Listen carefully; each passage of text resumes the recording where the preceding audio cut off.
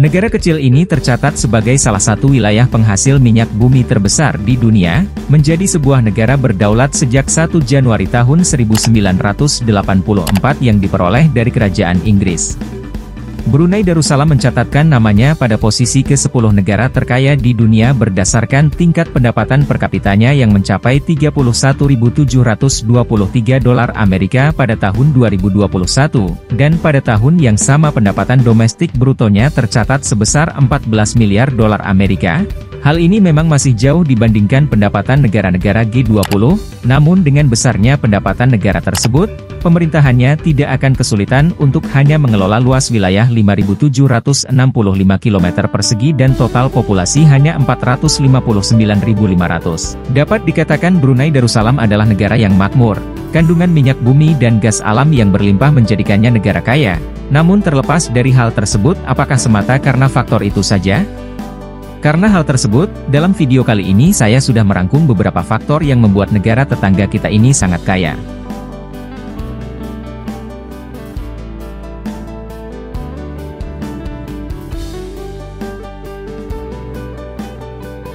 Brunei Darussalam terletak di bagian barat laut pantai utara Pulau Borneo, dengan luas wilayah 5.765 km persegi. Ada garis pantai sepanjang 161 km menghadap Laut Cina Selatan dan Teluk Brunei. Luas Brunei Darussalam hanya 2% dari total keseluruhan luas Pulau Borneo. Berdasarkan letak astronomisnya, Brunei Darussalam terletak pada 4 derajat lintang utara sampai 5 derajat lintang utara dan 114 derajat bujur timur sampai 115 derajat bujur timur. Brunei Darussalam terbagi dalam 4 distrik, adapun distrik tersebut adalah Distrik Brunei Muara, Distrik Tutong, Distrik Belait dan Distrik Temburong. Tiap distrik dipimpin oleh pegawai daerah yang diangkat oleh Kementerian Dalam Negeri yang tidak dipilih oleh rakyat pada distrik terkait. Seluruh kebijakan ditentukan oleh pusat dan bentuk negaranya adalah kerajaan atau kesultanan. Sistem pemerintahan adalah monarki yang bersendikan ajaran Islam menurut golongan ahli sunnah wal jamaah. Ibu kota Brunei Darussalam ada di Bandar Seri Begawan. Kota ini terletak di utara muara Sungai Brunei. Hanya terdapat satu bandar udara yaitu Brunei International Airport di Bandar Seri Begawan, karena wilayah yang kecil negara ini tidak ada penerbangan domestik. Seperti halnya bandara, pelabuhan laut juga hanya terdapat satu yaitu Pelabuhan Muara di Bandar Seri Begawan. Warga negara Brunei berjumlah 331.800 orang, dan 1/3 sisanya terdiri dari warga negara asing dengan 33.500 orang berstatus permanent residence dan 94.200 orang berstatus temporary residence. Penduduk Brunei terdiri dari 302.200 orang ras Melayu, 47.200 keturunan Cina dan 110.100 berlatar belakang suku Kedayan, Tutong, Belait, Bisaya, Dusun, Murut, dan lainnya. Bahasa resmi di negara ini adalah bahasa Melayu, namun bahasa Inggris masih dipergunakan secara luas di kalangan pemerintah, perusahaan dan sekolah. Unit mata uang resmi Brunei Darussalam adalah ringgit Brunei, namun biasa disebut dolar Brunei. Nilai kurs 1 dolar Amerika setara dengan 1,36 dolar Brunei dan nilai dolar Brunei sama dengan nilai dolar Singapura. Berdasarkan nilai mata uang yang ada, biaya hidup di Brunei Darussalam tergolong cukup tinggi setara dengan biaya hidup di negara Singapura.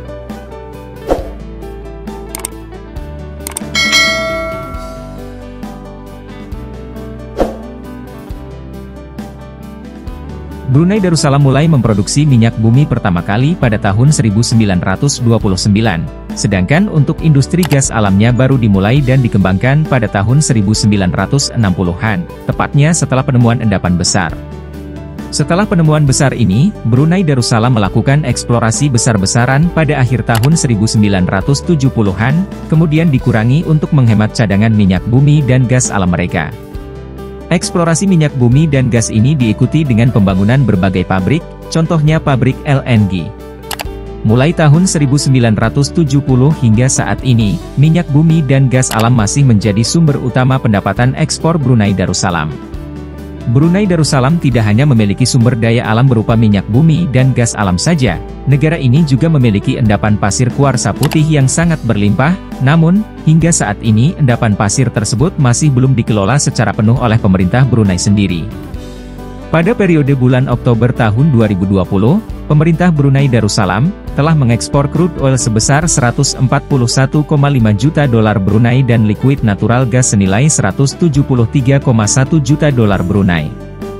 Minyak dan gas merupakan komoditi ekspor terbesar Brunei Darussalam yang mencapai 95% dari total ekspor. Tujuan ekspor utama Brunei Darussalam adalah ke Jepang 27%, diikuti oleh Cina 16%, Thailand 15%, dan Korea Selatan 13,7%. Jenjang pendidikan di Brunei terdiri dari 7 tahun pendidikan dasar, 3 tahun pendidikan menengah pertama, 3 tahun menengah atas dan 2 tahun masa prakuliah. Negara ini memiliki nilai indeks pendidikan sebesar 0,703. Besar indeks pendidikan ini menempatkan Brunei Darussalam ke posisi 30 di dunia dan posisi kedua di Asia Tenggara. Pemerintah Brunei menanggung semua biaya pendidikan, termasuk biaya penginapan, makanan, buku dan transportasi. Dalam bidang pendidikan, pemerintah Brunei Darussalam lebih mengutamakan pada penciptaan sumber daya manusia yang berakhlak, beragama, dan menguasai teknologi.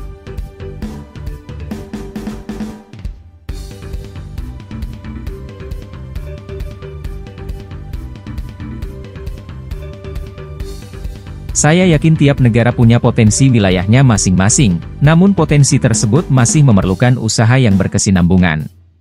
Terlepas dari faktor tersebut, setiap negara juga memerlukan faktor kestabilitasi negara. Walaupun suatu negara memiliki potensi wilayah yang besar, namun jika negara tersebut tidak stabil, maka mereka akan sulit mengembangkan potensinya. Negara Brunei Darussalam merupakan salah satu negara yang berhasil dalam menciptakan kestabilitasi negaranya baik di dalam negeri maupun di luar negeri. Di Asia mereka tercatat sebagai salah satu negara yang paling stabil. Menilik sejarah Brunei tempo dulu adalah kesultanan yang memiliki wilayah yang cukup luas. Dari abad ke-15 hingga abad ke-17 wilayahnya mencakup seluruh Pulau Borneo dan sebagian Filipina. Pada zaman pemerintahan Sultan Hasan antara tahun 1605 sampai 1619 ia membangun susunan aturan adat istiadat kerajaan dan istana yang masih kekal hingga hari ini. Daerah yang besar tersebut telah berangsur-angsur berkurang akibat konflik internal dalam perebutan kekuasaan, kemudian diperparah lagi masuknya pengaruh kolonialisme dari Eropa pada saat itu. Sekarang wilayah Brunei setidaknya hanya menyisakan sekitar 2% sampai hari ini, namun ada satu hal yang Brunei pertahankan yaitu susunan aturan adat istiadat kerajaan dan istana yang terus diturunkan dari generasi ke generasi. Sistem tersebut menjadikan Brunei sebuah negara yang paling stabil di kawasan Asia. Dalam setengah abad ini hampir tidak ada pekerjaan rumah yang terlalu berat terutama dalam masalah integrasi.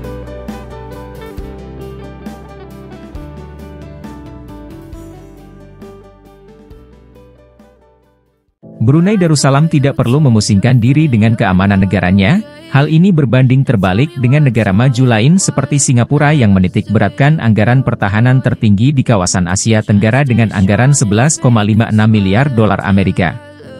Brunei hanya berkisar 363 juta dolar Amerika dalam hal anggaran keamanan. Anggaran ini hanya setengah dari anggaran keamanan negara Kamboja. Hal ini merupakan hal yang sangat aneh bagi negara dengan pendapatan tinggi yang memerlukan tingkat keamanan tinggi untuk negaranya.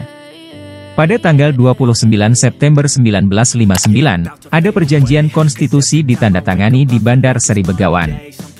Perjanjian tersebut ditandatangani oleh Sultan Omar Ali Saifuddin III dan Sir Robert Scott, Komisaris Jenderal untuk Asia Tenggara. Isi konstitusi tersebut salah satunya adalah Brunei Darussalam bertanggung jawab atas urusan dalam negeri sedangkan pemerintah Britania Raya bertanggung jawab untuk urusan luar negeri dan pertahanan. Jadi keamanan luar negeri Brunei sudah tercover oleh Angkatan Bersenjata Kerajaan Inggris. Pasukan Gurkha sudah disiapkan di wilayah Bandar Seria. Jika ada masalah dalam keamanan maka pasukan ini akan menanganinya di bawah komando Kerajaan Inggris. Sehingga fokus pemerintah Brunei lebih besar untuk membangun kesejahteraan negaranya sendiri daripada memperkuat anggaran keamanannya.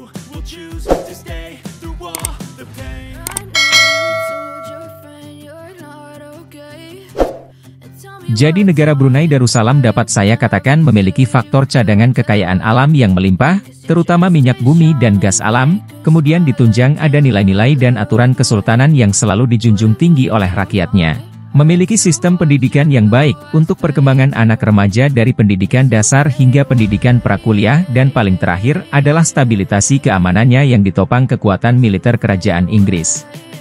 Demikian sedikit rangkuman saya untuk negara kaya Brunei Darussalam. Terima kasih sudah meluangkan waktu untuk menonton video kali ini. Kita bertemu pada video selanjutnya.